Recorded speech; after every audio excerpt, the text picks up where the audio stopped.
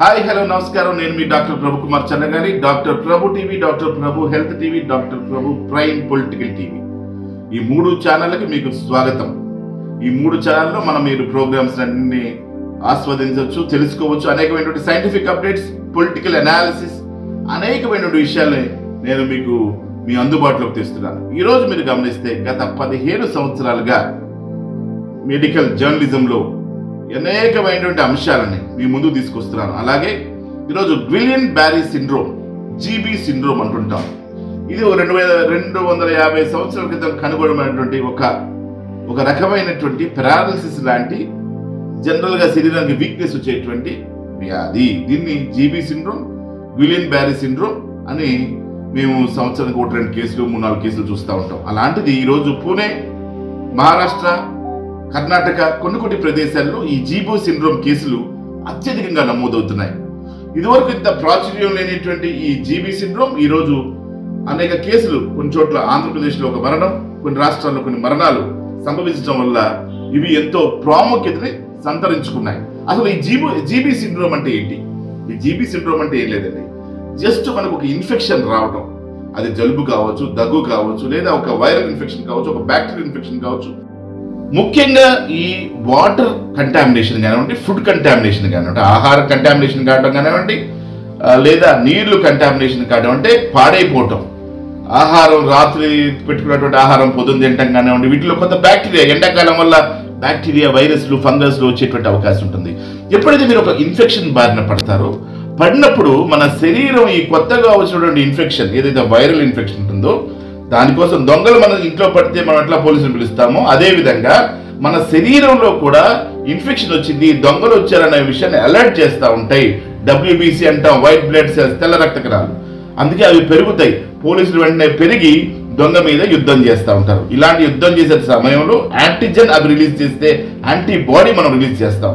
మనం కూడా పిస్టోల్ తోటి వాడు పోలీసులు ఎట్లా దొంగలను కాలుస్తారు, అట్లాగా మన శరీరం కూడా యాంటీబాడీస్ని తయారు చేసి వాటితో యుద్ధం చేస్తూ ఉంటాయి.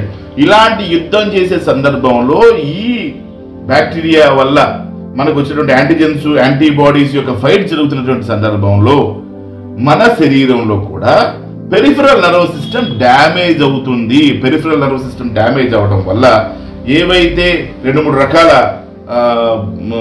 గ్విలియన్ బ్యారీ సిండ్రోమ్ ఉంది. ఒకటేమో కింద నుంచి పైకి వస్తుంది, కాలు నరాల నుంచి శరీరం అంతా స్వచ్ఛపడిపోవటం, పెరాలిసిస్ లాగా అనిపించడం, వీక్నెస్. అయితే వీటి లక్షణాల్లో ముఖ్యంగా వీక్నెస్, కండరాల బలహీనత, కాళ్ళు చేతులు నొప్పులు రావడం, లేదా తిమ్మెర్లు రావడం, లేదా పూర్తిగా స్వచ్ఛపడిపోవడం. ఈ విధంగా సమస్య మొదలై కాళ్ళ నుంచి తలకాయ వరకు వెళ్ళేటువంటి ఒక రకమైన సమస్య అయితే, ఇంకొక రకమైన సమస్య కళ్ళ నుంచి, దీన్ని మేయర్ ఫిషర్ సిండ్రోమ్ అంటారు. ఇది కళ్ళు పెరాలిసిస్ వచ్చి తర్వాత శరీరం అంతా కూడా తలకాయ నుంచి కింద వరకు వెళ్ళేటువంటి భాగాలు. అంటే మనకి ఇక్కడ గొప్ప సూచన ఏంటంటే, మంచిది ఏంటంటే, బ్రెయిన్ని కానీ స్పైనల్ కార్డ్ని డ్యామేజ్ చేయకుండా ఓన్లీ పెరిఫరల్ నర్వ్ సిస్టమ్, వాటి నుంచి వచ్చే ఇతర నరాలని డ్యామేజ్ చేస్తుంది. వాటిపైన ఉన్నటువంటి మైలిన్ షీత్ డీమైలినేట్ చేస్తుంది. మైలిన్ షీత్ అనేది బి కాంప్లెక్స్, ఇతర బి కాంప్లెక్స్, B12 వంటి వాటితో తయారైనటువంటి మైలిన్ షీత్ని, అదేనండి మనకి కాళ్ళు మంటలు, డయాబెటీస్లో కూడా వస్తాయి, న్యూరోపతి అంటాం. అలాంటి దాన్ని డీమైలినేట్ అవ్వటం, నరాలు డీమైలినేట్ అవ్వటం వల్ల ఈ సమస్య వస్తుందన్నమాట. దీంట్లో 3-4 రకాలు ఉన్నాయి. 2 మాత్రం ప్రామాణికంగా మన రాష్ట్రాలను ఉతికి ఆరేస్తున్నటువంటి సందర్భాలు కనిపిస్తున్నాయి. ఈ విధంగా అనేకమైనటువంటి సందర్భాల్లో మేము చూస్తూ ఉన్నాం ఇలాంటి కేసులు. ఈ రోజు ప్రాచుర్యం ఎందుకు వచ్చిందంటే, 4-5 రాష్ట్రాల్లో కొన్ని మరణాలు కూడా సంభవిస్తున్నాయి కాబట్టి వాటి గురించి అందరూ మాట్లాడుకుంటున్నారు. మనల్ని ఏమన్నా భయపెడుతుందా ఈ జీబీ సిండ్రోమ్?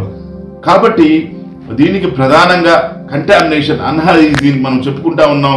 కోవిడ్లో చెప్పుకున్నాం, ఇతర వైరల్ ఇన్ఫెక్షన్స్లో చెప్పుకున్నాం, ఇన్ఫ్లుయెన్జా వైరస్లు చెప్పుకున్నాం.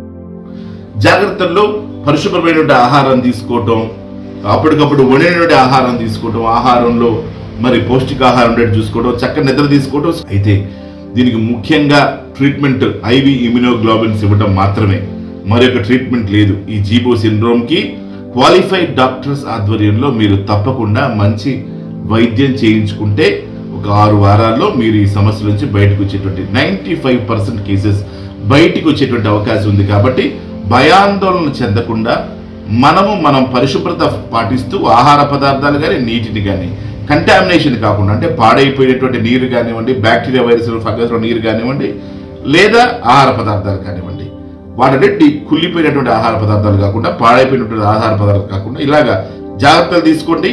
ఇది కేవలం ఒక 6 వారాల నుండి మిమ్మల్ని ఇబ్బంది పెట్టి వెళ్ళిపోయేటువంటి సమస్య. ప్రాపర్గా ఇమ్యునోగ్లోబిన్స్ కనుక ట్రీట్మెంట్లో తీసుకుంటే మన శరీరానికి తగ్గ కేజీ బరువును బట్టి ఇమ్యునోగ్లోబిన్స్ మీ శరీరానికి ఇస్తారు. దాని నుంచి బయటపడేటువంటి అవకాశం ఎక్కువ ఉంది. భయపడాల్సిన అవసరం లేదు, టెన్షన్ తీసుకోవాల్సిన అవసరం లేదు. కానీ ఇప్పటి నుంచి ప్రభుత్వాలు ఈ viral infections, bacterial infections, fungal infections, రకరకాల ఇన్ఫెక్షన్స్ వస్తున్నాయి కాబట్టి క్వాలిఫైడ్ డాక్టర్స్ ని ప్రోత్సహించడం ద్వారా యాంటీబయాటిక్స్ మిస్యూజ్, యాంటీమైక్రోబియల్ రెసిస్టెన్స్ లేకుండా ప్రభుత్వాలు కూడా ఇప్పటి నుంచి రీసెర్చ్ మీద కాన్సన్ట్రేట్ చేయాల్సిన అవసరం ఉంది.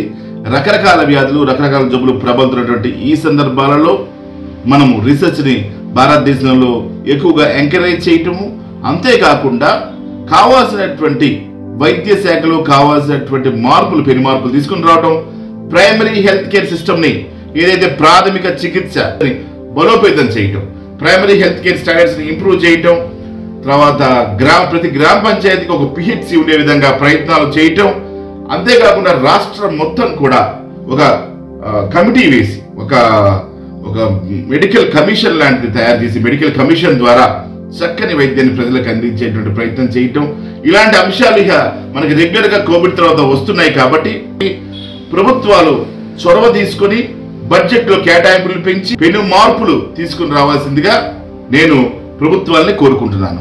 నేను మీ doctor Prabhu Kumar Challagari, senior physician, president Indian medical association Banjara Hills, anti quackery co chairman Telangana state Indian medical association. కాబట్టి గుర్తుంచుకోండి, మా నెంబర్